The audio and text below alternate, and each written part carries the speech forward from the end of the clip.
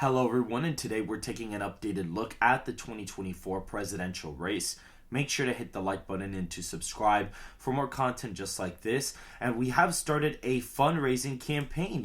Clearly I've mentioned this before in my previous videos. We are now joining Ready Go Politics in our quest to donate to SoCal Strategies and sponsor all of their national and state polls for the 2024 presidential election. We're going to be in the field in Pennsylvania, and when the results come back from the poll, me, SoCal, and Ready Go himself will be in a video breaking down the results from the poll. The date for that is still TBD, but it is going to happen. So guys, make sure to go ahead and hit the like button as well as subscribe, but also make sure to go ahead and donate to this page, because any support would be greatly appreciated. We have an arbitrary goal of about $10,000, but that can just be an arbitrary goal. We're going to be collecting funds until the end of the election cycle, so any support would be greatly appreciated. Now, looking at the electoral map, clearly not a lot has changed. The safe Republican states are roughly still about the same. A lot of new national polls haven't come out, and that's something I want to actually mention. There haven't been a lot of new polls nationally the past week or so, and I think there is a little bit of malpractice in that. I do think that there is a form of election interference in that, because what's happening is all the people that had Harris leads, they haven't polled in over a week. All the results are from August 2nd or August 4th or before that. And we are now in August 13th. We are a week and a half or a week and so ahead of that. And we haven't gotten any national polls except The Economist, Rasmussen, and CNBC. These are the only people we've gotten, and they either show a narrow Harris lead, or they show Harris losing ground, or Trump's actually ahead in them. So that's kind of interesting why a lot of these pollsters haven't polled very, very recently. I think it's kind of weird. And if they're taking breaks to change their methodology, I don't know why they would be changing their methodology this late into the year. SoCal Strategies is kind of manipulating his methodology because we recently got recognized, or not we, but he got recently recognized by President Trump, and it was the Ready Gold sponsored Michigan poll, and certain criticisms came about, so now he's kind of getting a bipartisan team of people to come on board into the thing. But he's a fairly new pollster. There should be no reason why these people this late into the game on August 13th are changing their methodology. So I do think there is a little bit of malpractice in not doing any national numbers, at least on a weekly basis, or at least consistently. Now, looking at the safe blue states, California, Washington, Hawaii is in the safe column. A lot of the northeastern states, including New York, are now safe, except New Jersey and Delaware, and Maine's 1st Congressional District is in the safe column as well. That gives Harris 137 safe electoral votes to Trump's 122. Safe electoral college votes, Iowa and Ohio are about 13-point victories. In the last cycle, they did vote for Trump by 8 points and by similar amounts back in 2016, and they've been trending to the right. So despite the nationwide environment kind of shifting to the left, Iowa actually trended a point Republican. Ohio trended about 2 to 3 points to the right, so that's also a good thing as well. Looking at the swings from 2020, you saw Donald Trump improve in a lot of rural places in the state of Ohio. He lost ground in some suburban counties, but still made ground in a lot of the white working class eastern part of the state.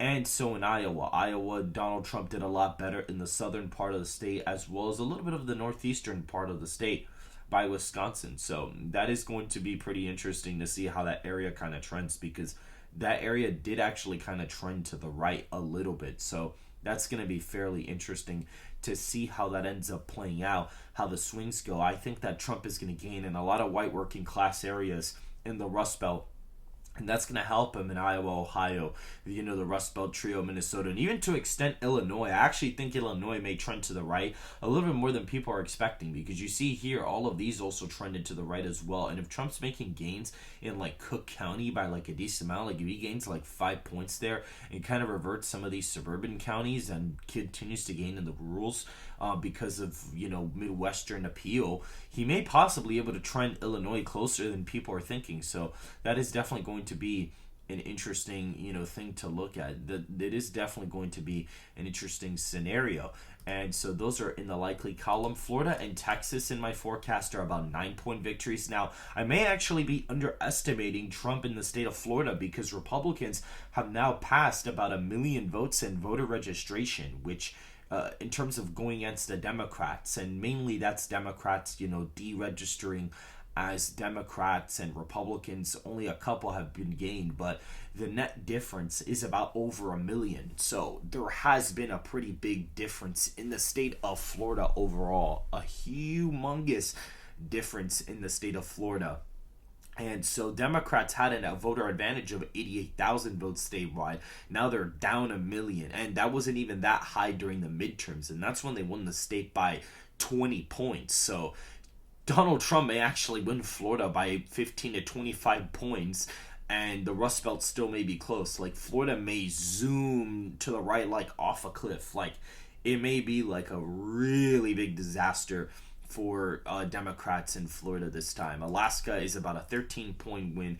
The nationwide popular vote is Trump plus 0.5. So it only swinging to the right like 3 points, and it not actually being a complete trend with the nationwide popular vote does make sense, because I do expect the state to shift about a point left this cycle. So that does actually make quite a bit sense.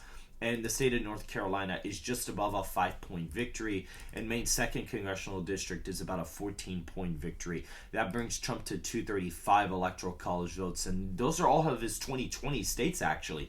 So all of his 2020 states, as of right now, in my forecast, he's winning all of them by over a decent amount. He's winning all of them over 5 points. So that gives him a pretty strong floor as a Republican candidate. He's coming in with a pretty strong floor, because he's coming in here with really no swing states from 2020. All of these are decided by pretty decent margins, at least above 5 points. Now, looking at the likely Democrat states, we have Oregon, which is about 13 points for Harris.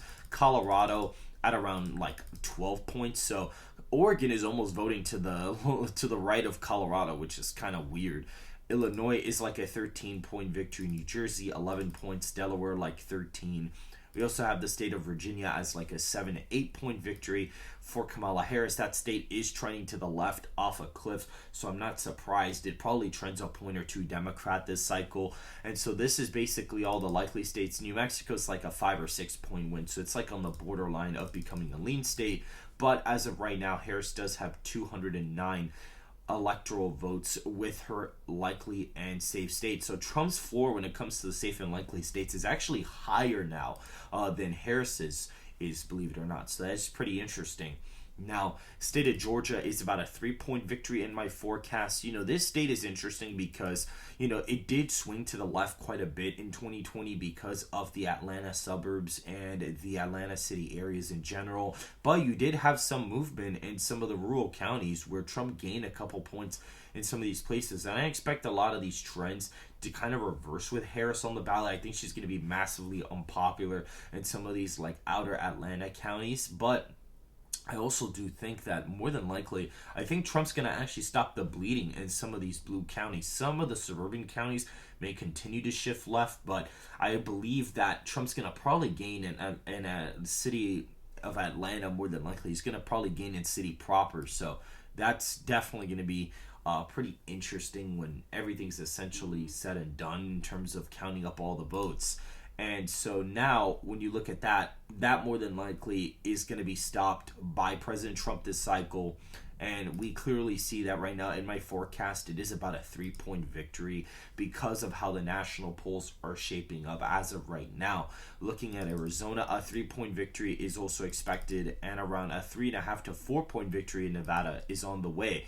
These two states, Maricopa County is that cancerous county for, Arizona Democrats, did swing to the left by 5 points. But I think Trump's actually going to gain there this cycle. I don't think it's going to shift with the nationwide popular vote, but I do think it's actually going to shift about a point or two to his column. And I think Trump is just going to gain in the outer part of the state. I think he's just going to gain massively in a lot of these, Democrat counties, or at least this county here. Joe Biden here won by a decent amount, but Trump gained about 12 points. So I think he's going to continue to gain along this border, part of the state, and I think he's going to gain in Graham and in Greeley, and I think he may even reverse, Navajo County and Apasha County. I think he's going to reverse those. In Yopave County, I think he's going to reverse that too, and he's going to gain in Mojave as well. I think Maricopa may be the only place where maybe Harris possibly gains, which I really doubt it. I think Trump's probably going to gain a point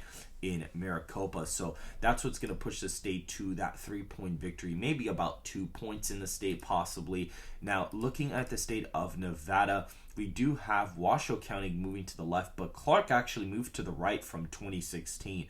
But I do think Washoe's going to move to the right, and Clark is massively. I think you're going to see a huge shift in Clark. I think it's going to be the Miami-Dade, of 2024, where Miami-Dade shifted like 22 points to the right here. I think it's going to be the same thing. Not to that extent, but I think it is going to shift quite a bit to the right. So we'll see how that plays out, but I think the trends here are going to be pretty massive.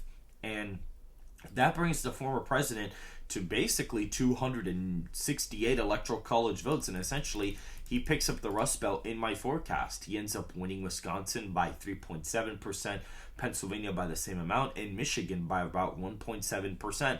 So Michigan is definitely, it's going to be a challenge because, Biden gained in some suburban areas around like Detroit and in the southern part of the state, and Trump did improve in some rural counties, but I think Trump is going to reverse a couple of these trends in the Rust Belt, and I think he is going to be able to win the state by 1.5 points, but the suburban trends may continue, so he's really going to have to gain in rural Michigan, which I think he can with Harris, because I don't really see Harris gaining with white working class voters from Biden.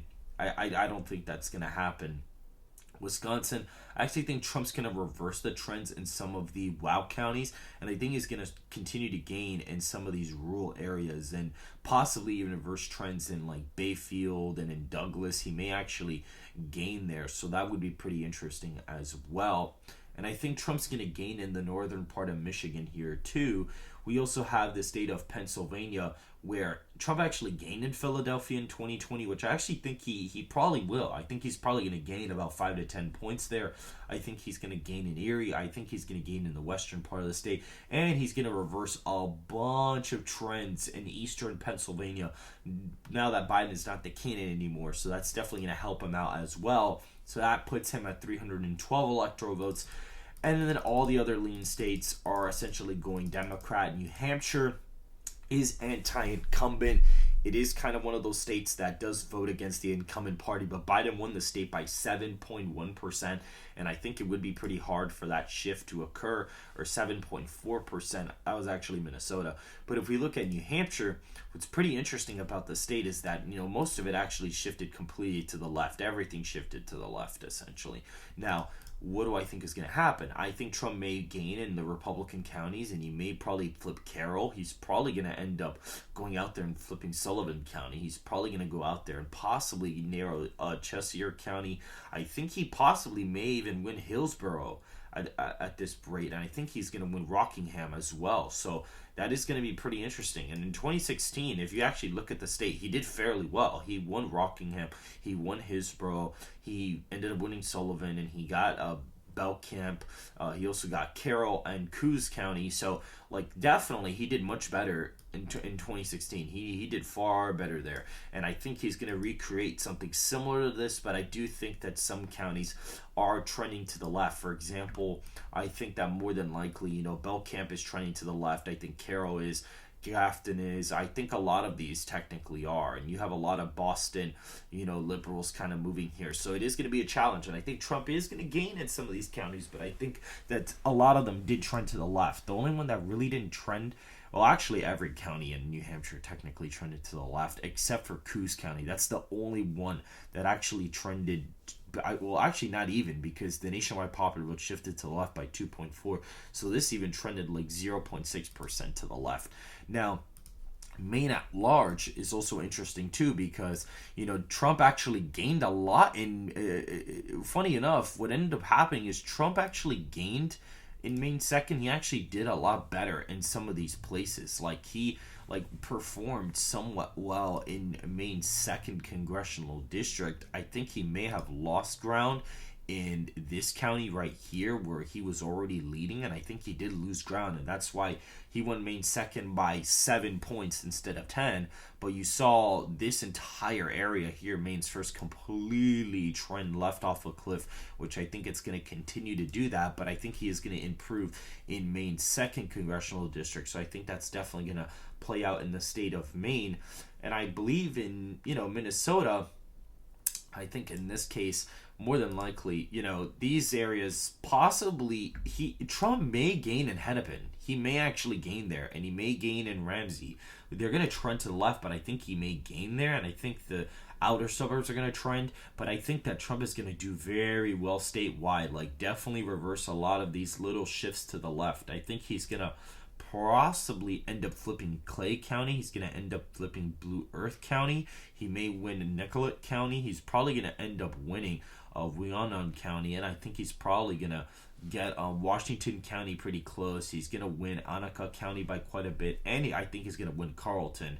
So that's going to be something interesting. He may even win Lake County. So he's going to definitely improve from 2016 100%.